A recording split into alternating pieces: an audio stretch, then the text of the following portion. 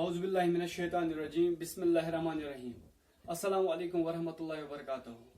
My dear students, today our topic is refraction through prism. Let me first give you the definition of the prism. A prism is a solid, homogeneous, transparent material which is bounded by two surfaces inclined by an angle and with base.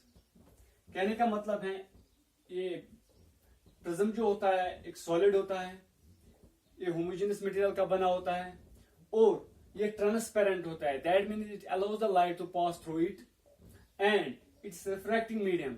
जब इसके through light रे निकलती है तो वो refract हो जाती है, वो बेंड हो जाती है. और ये जो है it's inclined by two surfaces, वो दो सरफेस एक दूसरे के साथ एंगल बनाते हैं जिसको हम एंगल ऑफ द प्रिज्म बोलते हैं. और एक बेस होती है. तो अगर मैं आप लोगों को डायग्राम इसकी दिखाऊं तो कुछ इस तरीके से इसकी डायग्राम बनती है. कुछ इस तरीका का होता है प्रिज्म. दूसरे तरीके से मैं आपको इस तरीके से भी आपको समझाने की कोशिश करूंगा कि ये प्रिज्म जो होता है इसकी रेक्टेंगुलर 3 साइड्स होती है और 2 ट्रायंगुलर साइड्स होते हैं. और जो ये सरफेस दो एक दूसरे के साथ इंक्लाइन होते हैं इसको हम एंगल ऑफ द प्रिज्म कहते हैं, विच is represented bye A. That's angle of the prism. तो ये था प्रिज्म. उसके बाद आज जो हमारा टॉपिक है it is refraction through prism. कि रिफ्रैक्शन प्रिज्म के थ्रू कैसे होती है, कुछ इंपॉर्टेंट कंसेप्ट्स है इसमें. तो वही हम आज कुछ पढ़ेंगे. इसमें एंगल ऑफ डिविएशन है, एंगल ऑफ इंसिडेंस है, एंगल ऑफ रिफ्रैक्शन है, वो सब कुछ हम इसमें पढ़ेंगे. इससे पहले आप लोगों को और एक पॉइंट क्लियर करूंगा. आप लोगों के स्लैब के बारे में पढ़ा है. अगर हम स्लैब की बात करेंगे, स्लैब कुछ इस तरीके से क्यूबॉइडल शेप होती है. तो अगर लाइट रे एक साइड से दूसरी साइड से निकलते हैं कुछ इस तरीके से, तो उसको हम कहते हैं उस वक्त रिफ्रैक्शन थ्रू स्लैब. बट अगर एंगल के थ्रू यानी एक इस सरफेस से इस सरफेस की ओर निकलेगा तो उस वक्त वो एक्ट करेगा एज प्रिज्म. और प्रिज्म के जो अब पढ़ेंगे हम रिफ्रैक्शन थ्रू प्रिज्म, कि प्रिज्म के बीच में से रिफ्रैक्शन कैसे होती है, क्या होता है वहां पे, एंगल ऑफ डिविएशन क्या होता है. तो आप मान लीजिए ये एक प्रिज्म है. आप लोगों ने अपनी लेबोरेटरीज में भी देखा होगा. मान लीजिए this is the front base, front side, this is the view side of the base, that's A B C. मान लीजिए एक लाइट रे जो है इंसिडेंट हो गई प्रिज्म पे इस तरीके से. तो ये इस पॉइंट पे this the point of incidence, और ये यहाँ पे रिफ्रैक्ट हो जाएगी क्योंकि मीडियम चेंज हो जाएगा. यहाँ पे इंसिडेंट रे एयर से आ रही थी, अब दूसरा मीडियम जो है ग्लास है प्रिज्म का, तो मीडियम चेंज हो जाएगा. Light will get refracted. When it will pass from rarer medium to denser medium it will get refracted towards the normal. That means कुछ इस तरीके से रिफ्रैक्ट हो जाएगी और यहाँ पे आप दूसरी सरफेस पे पहुंच जाएगी. यहाँ पे फिर से मीडियम चेंज हो जाएगा from glass to air, from denser medium to rarer medium. तो यहाँ पे it will bend away from the normal. तो बेंड इस तरीके से हो जाएगी. दिस वॉज इंसिडेंट रे जिसने नॉर्मल के साथ एंगल ऑफ इंसिडेंस बनाया, और ये था एंगल ऑफ रिफ्रैक्शन, और ये था सेकंड सरफेस के साथ एंगल ऑफ इंसिडेंस. इसको मैं R2 के नाम से रखूंगा. This R1 and this R2. और यहाँ पे जो नॉर्मल के साथ इमर्जेंट रे ने एंगल बनाया इसको हम एंगल ऑफ इमर्जेंट कहेंगे, रिप्रेजेंट करके E से. तो यह इमर्जेंट रे. और this was the original path. अगर हम इंसिडेंट की ओरिजिनल पाथ को ड्रॉ करेंगे इस डॉटेड लाइन से, this the original path of the incident ray. तो अगर मैं इस इमर्जेंट रे को बैक साइड प्रोड्यूस करूंगा तो ये जो एंगल, एक तो ओरिजिनल पाथ जो इंसिडेंट रे की और इमर्जेंट रे की बैक साइड पोर्शन में वो मीट हो जाएगा. This is the angle of deviation which is represented by del. This is the important thing, that is del. बहुत इंपॉर्टेंट चीज है जो एंगल ऑफ डिविएशन कहलाता है, रिप्रेजेंटेड बाय डेल. अगर मैं del this angle of deviation की definition बताऊंगा, it is simply the angle formed by the original path of the incident ray when produced to the emergent ray when produced in back sides. ये वो angle है जो किसके दरमियान बनता है, एक इंसिडेंट रे के दरमियान और इमर्जेंट रे के दरमियान बनता है, जब हम इनको इंसिडेंट रे को फॉरवर्ड डायरेक्शन में प्रोड्यूस करेंगे और इमर्जेंट रे को बैकवर्ड साइड में प्रोड्यूस करेंगे। तो अगर मुझे ये समझना है कि इमर्जेंट होता क्या है, कितना ये एंगल ऑफ डिविएशन क्या है, कितनी डिविएट हो गई लाइट रे, दैट मीन्स जो ओरिजिनल पाथ थी लाइट रे की, it was the different and emergent ray is different direction. That means कि लाइट रे जो थी वो बहुत डिवेट हो गई अपनी इस ओरिजिनल पाथ से। इसी को हम कितने एंगल से डिवेट हो गई, उस एंगल को हम कहते हैं एंगल ऑफ डिविएशन। तो यहाँ पे इस एक्सप्रेशन निकालेंगे हम, एंगल ऑफ डिविएशन किसके बराबर होता है। तो लेट्स ट्राई दैट। आप मान लीजिए ये पॉइंट जो है, दिस पॉइंट P, जहां पे इंसिडेंट रे जो है इस सर्फेस के साथ मिलता है, और दिस इज Q जहां पे नॉर्मल दो मीट होते हैं, और this point it is R जहां पे इमर्जेंट रे निकलती है, और दिस इज S पॉइंट। तो यहाँ पे कोऑर्डिनेटर बनता है PQRS। जब मैंने इस इमर्जेंट रे को बैक साइड में प्रोड्यूस किया और इंसिडेंट रे को फ्रंट साइड में प्रोड्यूस किया, तो वो एक जगह मिलते हैं, उसको मैंने S पॉइंट नाम रखा। तो मुझे यहाँ पे पहले एक्सप्रेस करना है, एक्सप्रेशन निकालना है एंगल ऑफ डिविएशन का। एंगल ऑफ डिविएशन किसके बराबर होता है। तो let me take this quadrilateral APQR in quadrilateral APQR. Angle A plus angle P plus angle Q plus angle R is equal to 360 degree. 9th standard में आपने पढ़ा है कि angle sum property of the quadrilateral, that the sum of the interior angles of the quadrilateral is equal to 360 degree by angle sum property.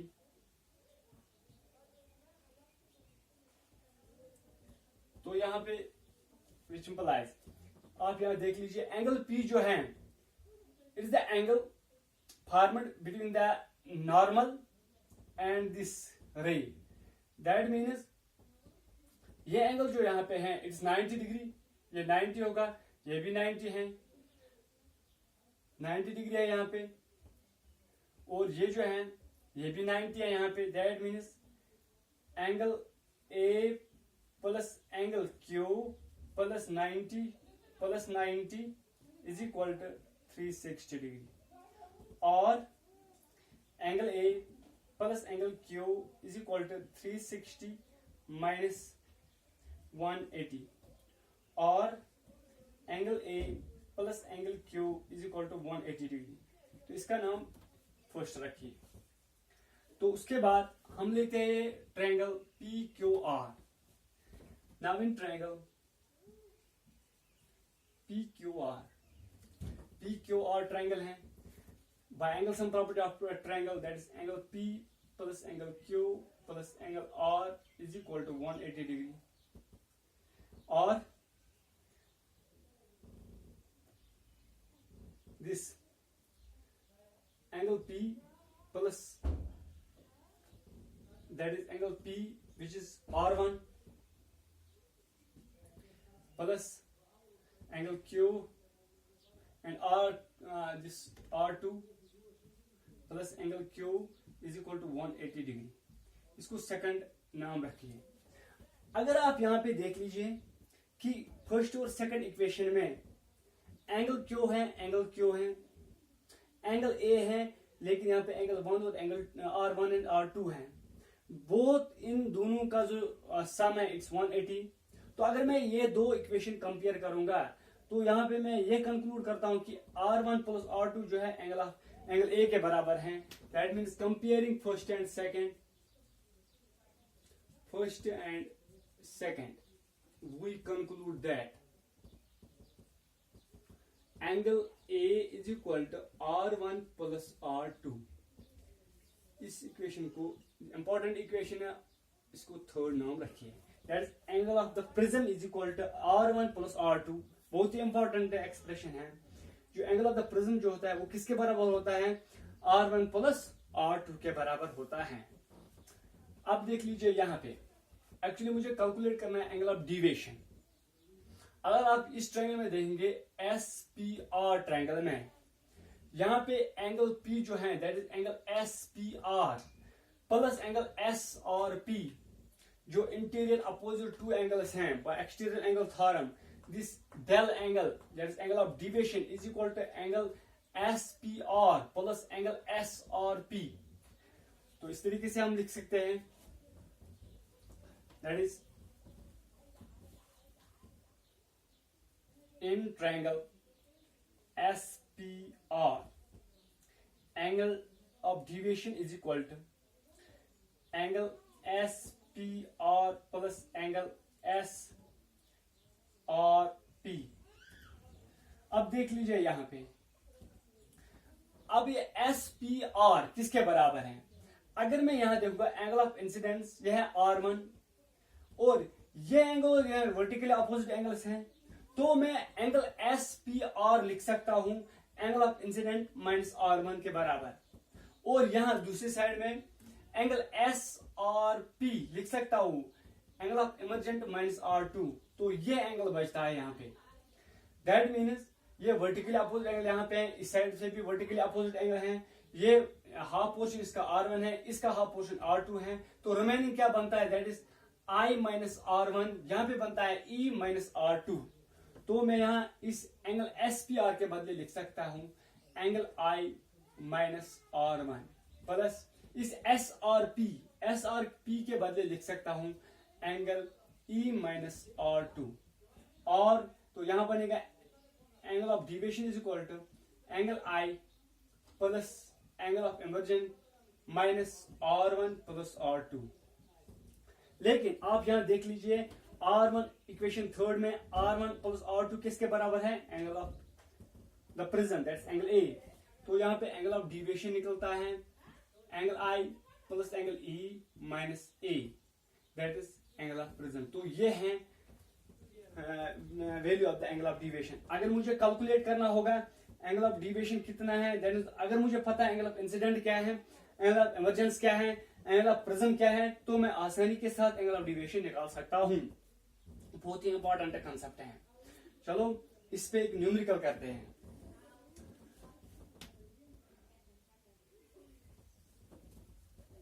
तो इस पे अक्सर numericals आती है इसी एंगल ऑफ डिविएशन पे। Let's try to solve some numericals. एक simple सी न्यूमेरिकल आपको दिखाऊंगा यहाँ पे। फॉर एग्जांपल आप मान लीजिए we have an equilateral prism. Equilateral prism है हमारे पास।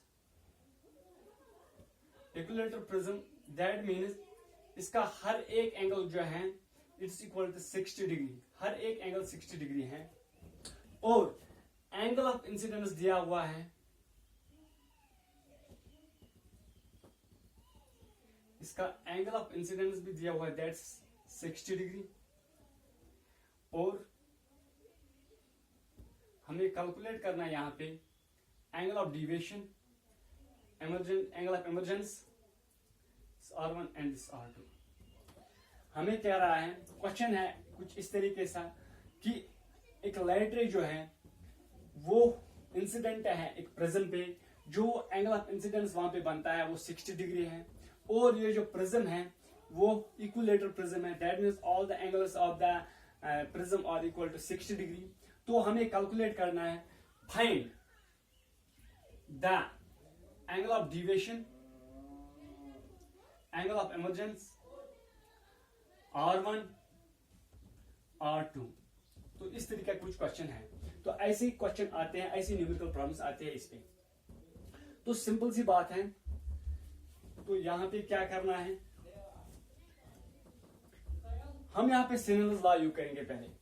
दैट इज ये मान लीजिए μ1 या μa is the refractive index of air, that's always equal to 1, and given है μp that's refractive index of this prism, it's √3 given है।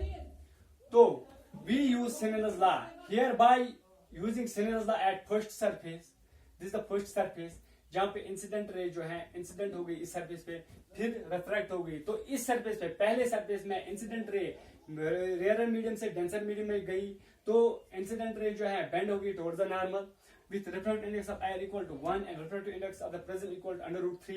So by using Snell's law we have mu a sin I is equal to mu p sin r1, or mu a that's equal to 1 sin I is equal to 60 degree is equal to mu p it's equal to under root 3 and sin r1 जो calculate करना है, और लिख सकता हूं sin 60 degree root 3/2 is equal to under root 3 sin r1, रूट 3 cancel हो जाएगा, यहाँ निकलेगा 1/2 is equal to sin r1, 1/2 it is equal to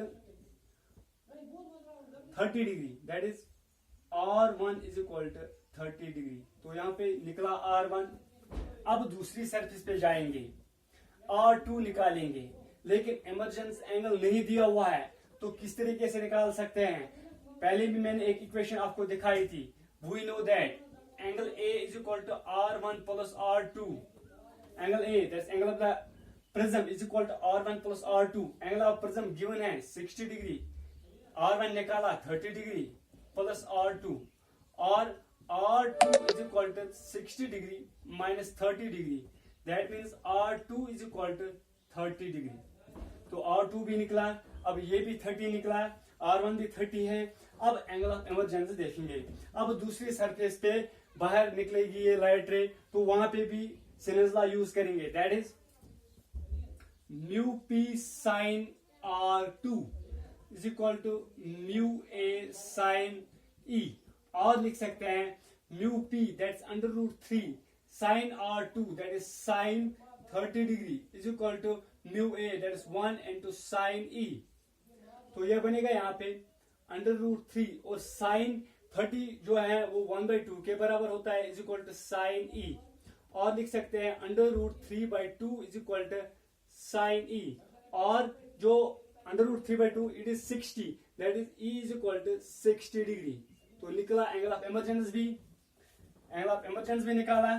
तो अब फाइनली क्या निकालना है? That's angle of deviation.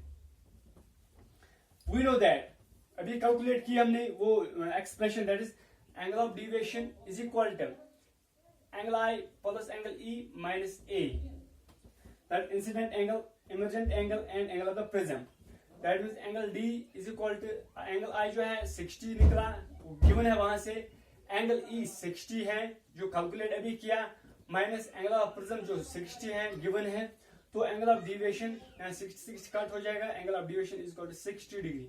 तो इस तरीके से हमने सारे ये फैक्टर्स निकाले, एंगल ऑफ डिविएशन निकाली, एंगल ऑफ इमरजेंस निकाली, r1 निकाला, r2 निकाला।